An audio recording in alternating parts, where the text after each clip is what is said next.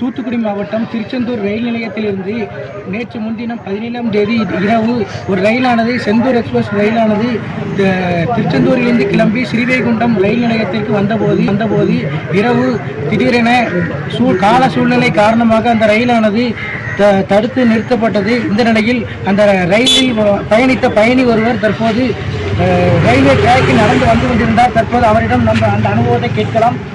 Sir சொல்லுங்கள் sir, நீங்கள் ட்ரெயினில் வந்து 2 நாள் இருந்தீங்க, கிட்டத்தட்ட 48 மணி நேரமாக இருந்தீங்க. அந்த 48 மணி நேரமாக இருந்த அனுபவத்தை எப்படி சார் சொல்லுங்கள்? 48 மணி நேரமாக ட்ரெயின் உள்ளே தான் சார், வெளியில் வரல. ஒரு குறிப்பிட்ட நபர்களை மட்டும் ஒரு 2 பஸ்ஸில் வந்து அழைச்சிட்டு போனாங்க. அதாவது முன்னாடி குழந்தைங்க கொடுத்துருக்காங்க, அப்படி வயசானவங்களை பார்த்து அழைச்சிட்டு போனாங்க.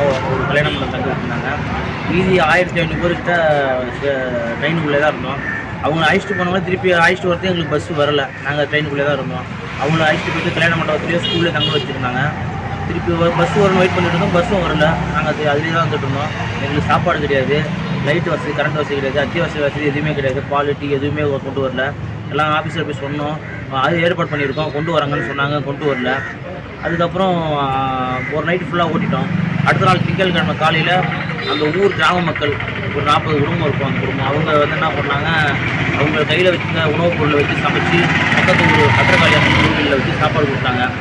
அதை சாப்பிட்டுட்டு இருந்தோம். 3 வேளையும் அவங்க தான் கொடுத்தாங்க. காலையில் மதியம் நைட்டுக்கு எல்லாமே அந்த கிராமத்து மக்கள் தான், சின்ன கிராமம் தான். அவங்க தான் பார்த்து 1500 பேர்கிட்ட சாப்பாடு அவங்க தான் கொடுத்தாங்க ஒரு நாள் ஃபுல்லாக.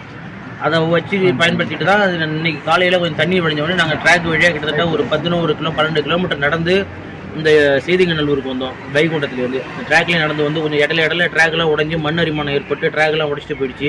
அதெல்லாம் கொஞ்சம் ஆபத்தான பயணம் தான். நடந்து வந்து இந்த இடத்துக்கு வந்து இதுலேருந்து திருநெல்வேலி பஸ் ஏறி நாங்கள் ஊருக்கு போனோம்.